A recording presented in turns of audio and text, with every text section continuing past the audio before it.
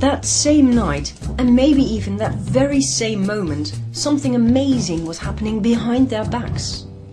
This formation came down in a field belonging to a farmer who was furious when he discovered it the next morning.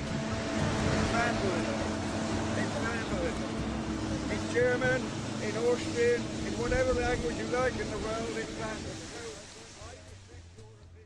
The formation had mind-blowing features.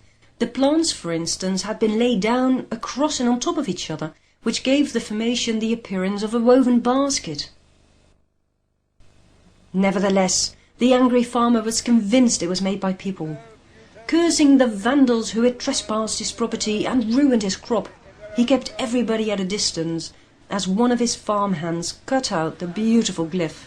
Will you please leave?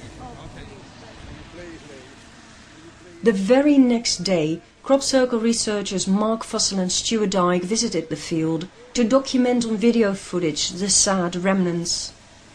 And against all expectations, it was in this formation, that wasn't even a formation anymore, that they filmed a ball of light shooting out of the crop.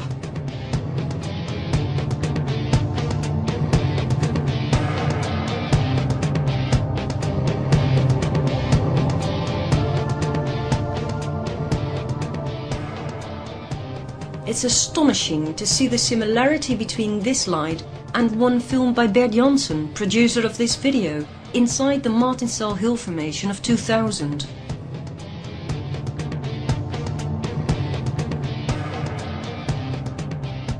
Bert filmed still another light inside the Liddington Castle Formation of 1999. Now this light is very similar to one filmed by Kerry Blower. It appeared on the same footage as the mysterious spinning light.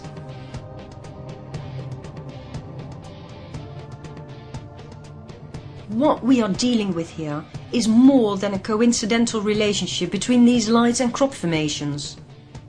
The statistical odds simply rule out coincidence as an option.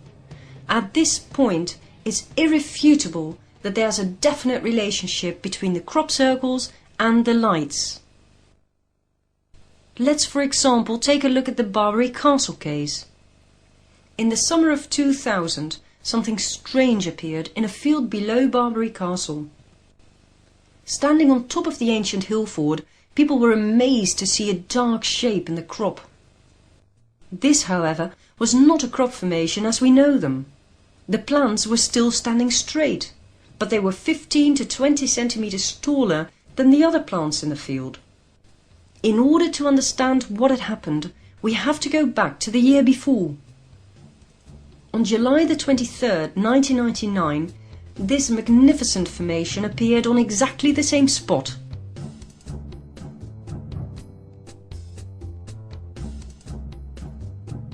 Two weeks after its appearance, on August the 7th, Donald Fletcher from London walks up to the top of Barbary Castle to look at the crop circle below. He is about to witness the probable cause of the dark ghost in the crop. I saw two objects coming towards, from beyond the crop circle, coming towards the circle. One was slightly faster than the other, and I assumed that they were simply seagulls or something. But as I'm just about to look into the lens, one of these objects shot diagonally across, entered the field of vision of the camera, and I played along.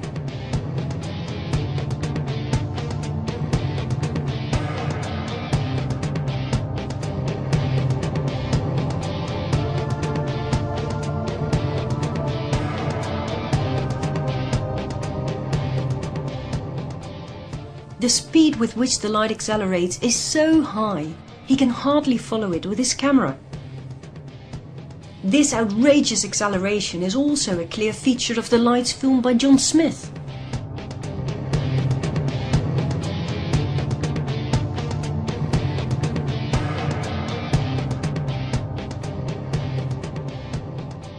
But let's go back to the Barbary Castle case. The crop circle itself did have, in my view, some sort of part to play. That's exactly how it seems to be. Let's take a closer look. Notice the reaction of the light as it enters the formation. It clearly changes its track, following the perimeter of the formation, as if the light can see and knows where it's going.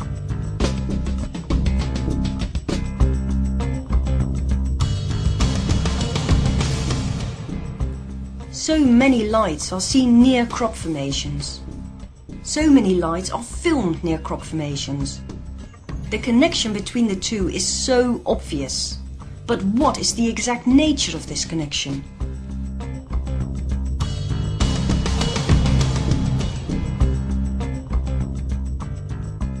Are the lights energy forms, generated as a side effect of the crop formations? Or is it perhaps the other way round? Are the crop circles a side effect of the lights? In other words, are the lights responsible for the creation of the formations?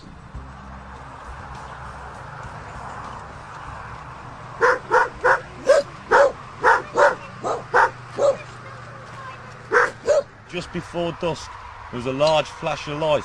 But if you was to describe the flash of light, it was what from over by them trees, and I was down that drove over there. Yes. And I was looking at it from that angle, and it was like it was wide at the bottom and went like that. Started In on 1 the ground second, and went up into the sky. like that. Yeah. Trees.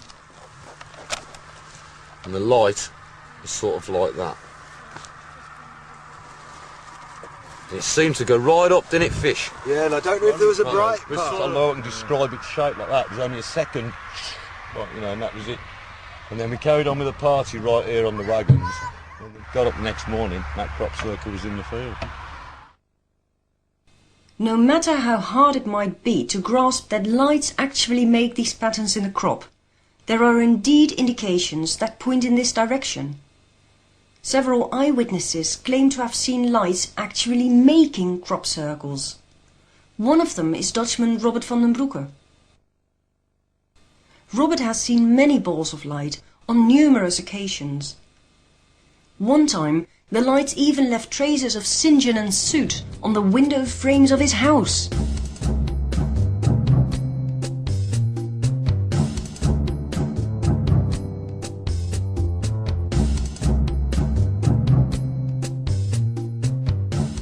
Then, on June the 7th, 1999, Robert witnesses a small pinkish-purple light above a wheat field behind his house.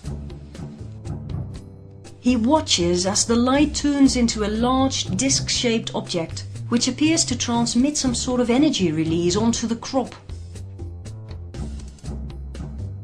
When Robert arrives at the spot only seconds later, the light has vanished, but right there is a brand new crop circle.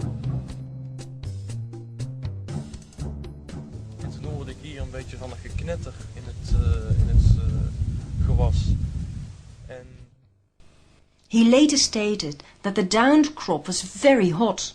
The whole circle seemed to be buzzing with the energy's heat. 3 years earlier, August the 11th, 1996. John Whaley comes rushing in the barge in, the central meeting point of crop circle researchers at Alton Barnes. He has an unbelievable story to tell. He had spent the night doing a night watch on top of Oliver's castle. It was a cold and wet night, and nothing happened. He fell asleep, but was awakened by a strange sound in the early morning hours. As he got